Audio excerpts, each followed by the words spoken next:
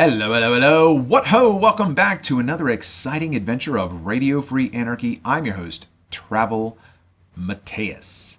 This episode is called Awareness Reflected, a Theory of True Compatibility.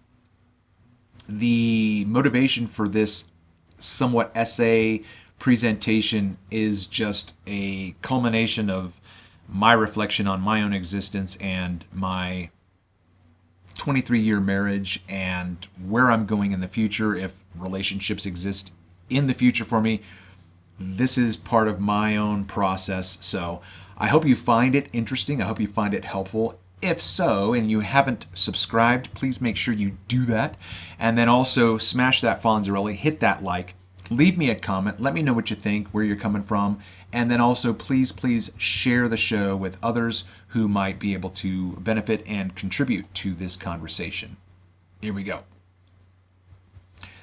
There exists a robust hunger in nearly every self. That physical and spiritual expression, subtle and extreme, of a person's soul. Not simply for love, but for recognition. The profound sense of being acknowledged, understood, and valued by an other. Underneath much of what is called romance or chemistry lies a deeper, less articulated search. The soul, the self, is searching for itself, reflected in an other self-aware soul. This theory, which I call Awareness Reflected, proposes that true compatibility is not about finding your missing or your better half, but about falling in love with yourself found in the opposite sex. It is not projection nor fantasy, but resonance. Compatibility emerges when the self has become self-aware, when it has integrated its own inner contradictions and refined its own values, and then encounters an other self who has done the same. In such a meeting, the attraction is not built upon lack or want or need, but recognition and resonance. There is a magnetic pull, yes, but it is not the desperation of incompleteness. It doesn't say to the other self, I am incomplete, you must complete me. There is a still certainty of shared essence. The masculine sees in the feminine not just beauty, but the echo of her own disciplined spirit, softened and expressed in another self. The feminine recognizes in the masculine not just strength, but the embodiment of his own inner workings, made external. What is mirrored is not superficialities, but depth of soul. To arrive at such a recognition, one must first embark on the arduous, painful, and necessary journey of integration. This means facing one's shadows, reconciling the inner masculine and feminine, and then incorporating the dividends by living out the inherent values rather than vices. Facing one's shadows is like entering a cluttered attic with only a dim flashlight, illuminating forgotten hurts, old habits, unconscious fears that have quietly influenced your choices and bringing them to light. This is why when Luke Skywalker said to his Jedi Master, "I'm not afraid," Yoda replied, "You will be. You will be." In simplistic terms, masculine refers to a person's giving, providing, and creating, while the feminine refers to receiving, incorporating, and transforming. Of course, these are not mutually exclusive, as both male and female sex exhibit similar faculties when relating to others. In other words, both men and women have masculine and feminine characteristics or energies. The unaware self will continue to seek externally what must be developed internally, and the only one that can do that is the self. A person who has not come to terms with his own self-worth, one's love for oneself, that one will chase validation from others through various relationships. Let that sink in. A person who has not come to terms with his own self-worth will demand validation from others through his various relationships. For the person who is expecting and demanding affirmations and compliments from others, who has not developed a love and appreciation for who she is within, that one might not ever be satisfied with the random smatterings of compliments, precisely because deep down inside, even she does not believe them to be true. Or he is not satisfied with what he hears. It's not a good enough demonstration and he expects more. But what if those expectations that the self imposes on other selves, what if those expectations aren't met?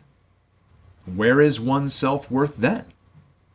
It is not internal, but external, and it is dependent upon what another says or does in relation to what is expected or demanded. For instance, someone might have an expectation that a healthy relationship consists of expressions of love which are simple and primarily not sexual.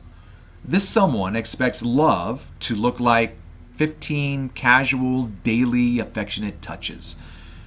And so she says to herself, he must show affection to me throughout the day at least 15 different ways. Then I will know he truly loves me and that it's not about sex. But what if those expectations aren't met, for whatever reason? That person might interpret the lack as, he's not touching me because I'm really not desirable. Or she might respond to him with, you're just touching me because later on you want to have sex.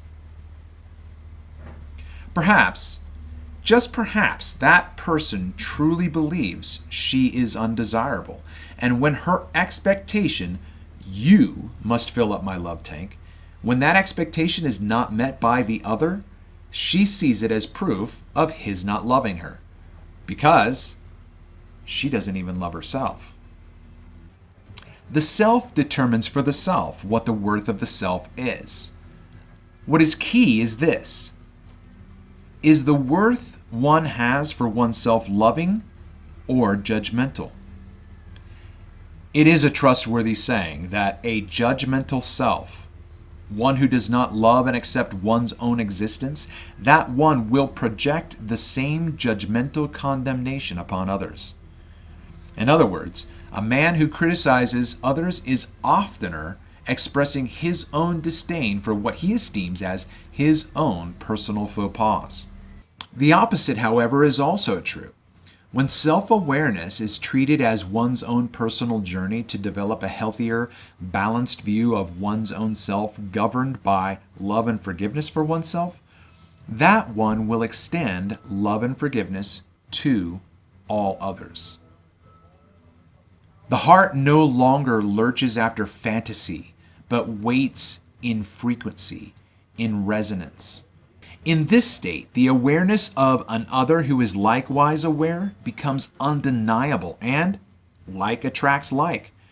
There is no need to control, convert, or complete the other because there is only the motivation to walk side by side toward shared meaning. In conclusion, awareness reflected rejects the myth of finding one's better half. Awareness reflected rejects the cultural habit of romanticizing dysfunction as infatuation or passion. Awareness reflected proposes that true compatibility is the fruit of two individuals who have each committed to the improvement of the inner life, who have become lovers of the self in the highest sense, not in vanity, but in awareness and gratitude. And when these two resonant frequencies meet, they do not merely fall in love with each other. Rather, they combine to transmogrify, like a phoenix rising from the ashes of the past, combining to construct and manifest an awareness of both future potential selves.